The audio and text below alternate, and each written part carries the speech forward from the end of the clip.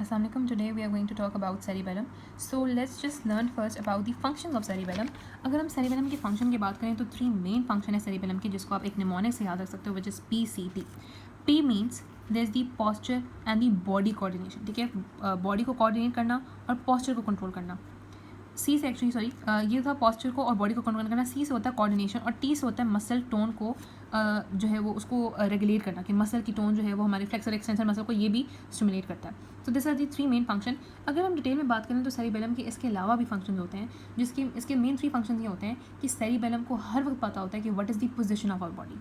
हमारी जो बॉडी की अनकॉन्शियस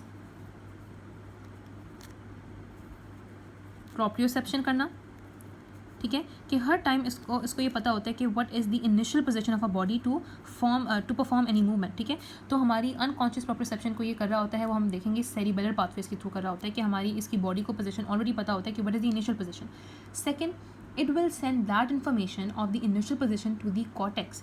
कॉर्टेक्स जब भी हमने कोई भी मूवमेंट परफॉर्म करनी होती है तो सबसे पहले क्या होता है कि हमारी प्री फ्रंटल कॉर्टेक्स में थिंकिंग होती है. तो फिर वो फाइबर्स जाते हैं पहले बेसल न्यूक्लिया में. बेसल न्यूक्लिया की डिटेल यहाँ में डिस्कस नहीं करी, but I am just telling कि बेसल न्यूक्लिया में हमारे मोटर प्रोग्राम स्टोर होते हैं. Before the execution of the movement basal nuclei से जो प्री फ्रंटल कॉर्टेक्स था, जहाँ से हमने थिंकिंग की, वहाँ से फाइबर्स गए बेसल न्यूक्लिया में. बेसल न्यूक्लियस फाइबर्स जाते हैं कॉर्टेक्स में. कॉर्टेक्स पर क्या करता है कि वो दोबारा से इनको जो मूवमेंट भी परफॉर्म करनी होती है वो उनको दोबारा से कहते हैं कि हम दोबारा से मशवरा करते हैं सेरिबेलम से. वो फाइबर्स जाते हैं सेरिबेलम के पास, क्योंकि सेरिबेलम को ये पता होता है कि हमारी जो इनिशियल पोजीशन है वो क्या है. फॉर एग्जांपल, अगर हमने कोई मूवमेंट की बात करनी है कि जैसे हमने कोई भी पानी की बॉटल है which we have to place on a table. So initial position हमारी सेरिबेलम को पता है कि वी आर सिटिंग एंड हमारा जो हैंड है it is on our lap. तो हमने उस हैंड को उठा के पानी की बोतल की तरफ लेके जाना है. ये अनकॉन्शियस प्रोप्रियोसेप्शन उसको पता होता है and that it will give information to the cortex. फिर कॉर्टेक्स आगे से जो प्रोग्राम होगा वो इसको भेजेगा. सेकेंड थिंग कि इसने क्या होता है कि इसने मूवमेंट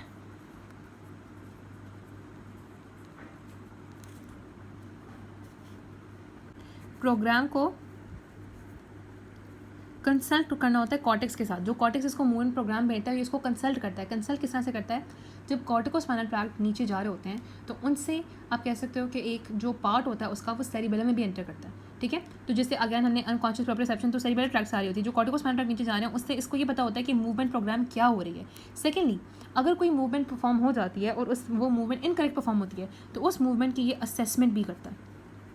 ठीक है, इसने उस मूवमेंट को करेक्ट भी करना होता है. फॉर एग्जांपल, इफ़ अगर जो है वो अपनी आंखें बंद करके अपना जो फिंगर है वो अपनी नोज़ पे रखते हैं तो कभी कभी हम करेक्ट कर सकते हैं. फॉर एग्जांपल, अगर हमने आंखें बंद करके we have to touch both our index fingers तो वी माइट बी इनकरेक्ट. हो सकता है कि हम अपने इंडेक्स फिंगर को ना टच करें. You can perform this action right now. So अगर हम उसको, अगर वो इनकरेक्ट था उसको हम करेक्ट करते हैं तो वो भी हमारा सेरिबेलम हमें मदद करता है कि हम चीज़ को करेक्ट करें. तो अनकॉन्शियस प्रोप्रियोसेप्शन इसका फंक्शन होता है. मसल प्रोग्राम के बारे में पता होना होता है और असेसमेंट करना प्रोग्राम की. के 3 लोब्स होते हैं. अगर हम इस तरह से सैजिटल सेक्शन में देखें तो हम 3 लोब्स भी उसको कह सकते हैं. फिर उसके बाद लोब्स हम सुपीरियर व्यू में देखते हैं तो यहाँ पे 10 लोब्स और लोब्यूल्स भी होते हैं, तो उसको हम डिस्कस करेंगे. सबसे पहले हम यहाँ पे लोब से स्टार्ट करते हैं कि basically there is an anterior lobe और यहाँ पे ये होता है पोस्टीरियर लोब, या उसको मिडल लोब भी कहते हैं. और ये वाला जो हमारा होता है छोटा सा lobe, you can see over here, this is the nodule, this is the flocculonodular lobe. तो अब इनके दरमियान जो फिशर होते हैं उसमें ये वाला जो फिशर है, you can see this is the primary fissure. This fissure over here, this is the uvulonodular fissure या posterolateral fissure या dorsolateral fissure, whatever you wanna call. और फिर यहाँ पे ये जो लोब बन जाता है थोड़ा सा, ये flocculonodular लोब होता है. So this is the anterior lobe, this is the posterior या फिर middle lobe, और ये यहाँ पे जो हमारे पास है ये नोड्यूल है या फिर ये flocculonodular लोब है. नाउ अगर हम सुपीरियर व्यू में देखें सो वी कैन सी कि there is the central region. This central region is known as the vermis. और ये जो साइड पे हमारे पास हैं this are the cerebellar hemispheres. अब वर्मिस की बिल्कुल जो है वो उसके पैरेलल एरिया में यहाँ पे होता है पैरापर्मल एरिया, जो कि यहाँ पे हमें लाइन नजर आ रही है, ये पैरापर्मल एरिया होता है. और फिर उसके बाद जो बाकी जितना भी लैटरल एरिया उसको पूरे को हम सेरिबेलर हेमिस्फेयर में इंक्लूड कर देते हैं. As you can see, all these are the cerebellar lobes and lobules.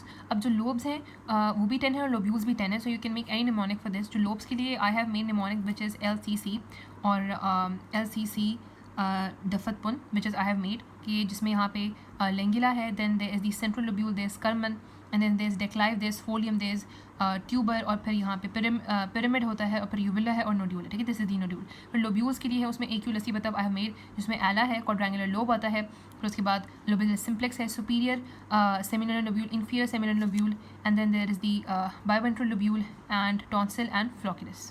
So talking about the internal structure of the cerebellum, तो सेरिबेलम में 3 लेयर्स होती हैं एज यू कैन सी। अगर इसकी हम कॉर्टेक्स की बात करें तो there are 3 layers, molecular layer, Purkinje cell layer and granular layer. उसको हम माय पर्सनल गार्डन के निमोनिक के नाम से you can remember.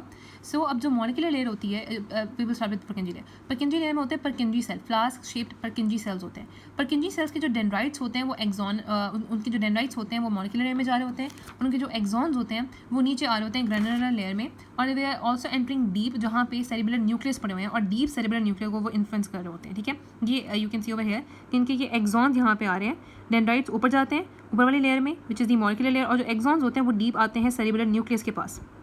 Now if we talk about layer by layer, तो मॉलिक्यूलर लेयर में हमारे पास जो सेल्स होते हैं उसमें आते हैं बास्केट सेल्स और स्टेलेट सेल्स। रिमेंबर कि बास्केट सेल्स और स्टेलेट सेल्स दोनों इनहिबिटरी सेल्स होते हैं। ठीक है, उसके बाद परकिंजी सेल लेयर में are the Purkinje cells. Again मैंने बात की कि परकिंजी सेल के जो डेंड्राइट्स होते हैं वो मॉलिक्यूलर लेयर में जा रहे होते हैं। वी विल ऑल्सो स्टडी कि जो ग्रैनुलर लेयर है, अच्छा वैसे we will just talk about कि ग्रैनुलर लेयर में ग्रेन्यूल सेल्स होते हैं। ठीक है, और गॉल्जी सेल्स भी होते हैं।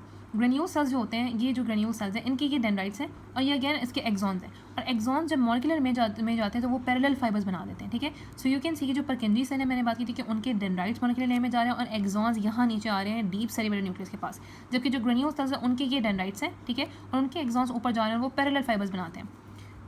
Now we talk about the function of these cells. So first we have to talk about the fibers which are entering the cerebellum. तो दो तरह के फाइबर्स होते हैं जो कि सेरिबेलम को एंटर कर रहे होते हैं। एक this is the mossy fibre और एक होते हैं क्लाइमिंग फाइबर्स। अब इनको हम डिफरेंशिएट किस तरह से करते हैं, all the fibres which are entering the cerebellum except for the inferior olivary nucleus, वो सारे होते हैं मॉसी फाइबर्स। और जो फाइबर्स इंफीरियर ओलिवरी न्यूक्लियस से आते हैं, जिसमें हम पढ़ेंगे सेरिब्रो ओलिवो सेरिबेलर पाथवे से, these are the climbing fibres. तो सिर्फ एक क्लाइमिंग फाइबर्स है, बाकी सारे के सारे मॉसी फाइबर्स हैं। Now as a travelling upward, इनको जो ग्रेन्यूल सेल्स होते हैं और परकिंजी सेल्स होते हैं, दोनों के दोनों इनको स्टिमुलेट करा रहे होते हैं।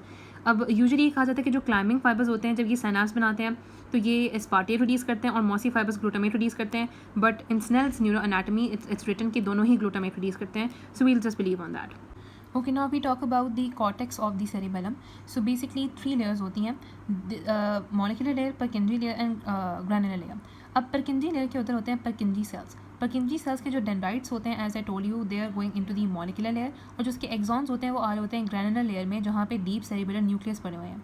जो इनकी डेंड्राइट्स होते हैं वो मॉलिक्यूलर लेयर में। अच्छा, अब हम बात करते हैं कि जो इसके एक्सॉन्स होते हैं ना, they are basically inhibitory to the deep cerebellar nucleus. ठीक है, और जब हम बात करते हैं, अब जब फाइबर्स एंटर करते हैं, जिसमें हमने बात की थी कि क्लाइमिंग फाइबर्स कौन से होते हैं, मॉसी फाइबर्स, हमने कंप्लीटली डिफरेंशिएट कर दिया था कि जो भी इंफीरियर ओलिवरी न्यूक्लियस से फाइबर्स आएंगे वो क्लाइमिंग हो गया। आपको पता ना कि ऑलिव ट्री होता है, तो अब इसे याद रखो कि क्लाइमिंग फाइबर्स होते हैं, और जितने भी बाकी फाइबर्स होंगे वो मॉसी फाइबर्स होंगे, वो माउस की तरह के होंगे।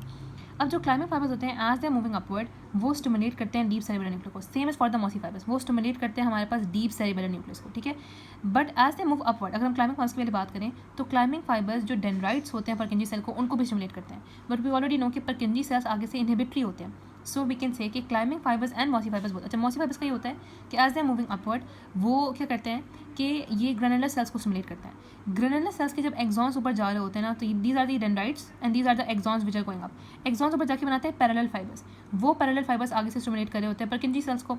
ठीक है, तो जब मॉसी फाइबर्स इनको स्टिमुलेट करते हैं तो इनके जो पैरेलल फाइबर्स होते हैं वो स्टिमुलेट करते हैं परकिंजी सेल्स को, लेकिन परकिंजी सेल्स अगेन इनहिबिटरी होते हैं। तो बेसिकली बात यह है कि climbing and mossy fibres both stimulate the deep cerebellar nuclear directly and inhibit the deep cerebellar nuclear indirectly.